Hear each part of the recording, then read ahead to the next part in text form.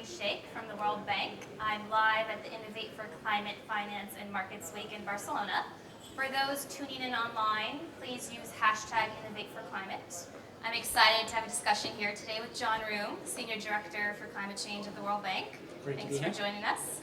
So John, the topics being discussed at the summit are around innovation and climate finance and markets. How will this help us reach our goal of 2 degrees or less of global warming? So we have a global commitment to 2 degrees or less. We have political momentum that's happening. We're seeing people do things on the ground, but often the binding constraint is access to finance. There's not going to be enough public finance in order to make these investments, so it's going to have to come from the private sector. And so the focus is on how do we crowd in that private sector finance in order to deliver on these goals. And that's going to take innovation, both in terms of financial instruments and policies, but also in terms of how we can use finance and policies to stimulate real sector innovation in new batteries, new electric vehicles. So to follow up on that, what policy tools help drive innovation? I mean, what have you seen working well? So I think probably one of the most important tools that we have to drive innovation is carbon pricing, putting a price on carbon pollution, because it's good for the environment, it raises revenue, and it creates incentives for people to put resources in green investments rather than brown investments.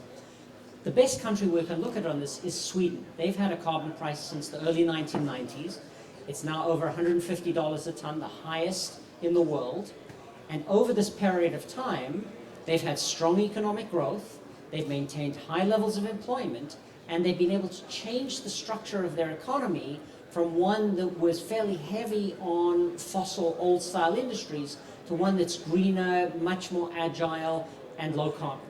So I think this is a great example of how we can drive carbon pricing to move this agenda. So how do we bring all the source and financing together to maximize impact from the climate development side?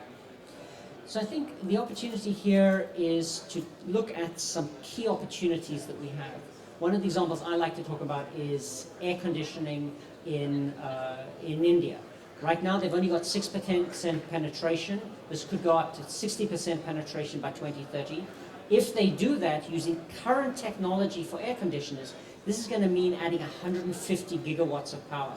If they could use much higher standards of air conditioners, that would fall to 90 gigawatts. That's saving 120-500 megawatt power plants. How they would need, but the challenge is that right now, those air conditioners are much more expensive than the ones that are on the market right now. If we could move to bulk procurement of those air conditioners with a commitment in the future, over time, the cost of those air conditioners will fall. But there's an incremental cost in the beginning. So if we can find ways of using financing from development banks, from philanthropy to cover that initial cost, it'll allow us to come down that scale cost curve so that eventually the private sector finances will be able to come in, and you'll then have a fully vibrant private sector market with private sector financing for high energy efficiency air conditioners will save us significantly on coal-fired power plants. Great. Thank you so much. Thank you very much. We just heard from John Roome, Senior Director for Climate Change at the World Bank, live at Innovate for Climate.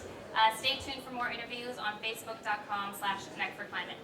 Thank you. Thank you.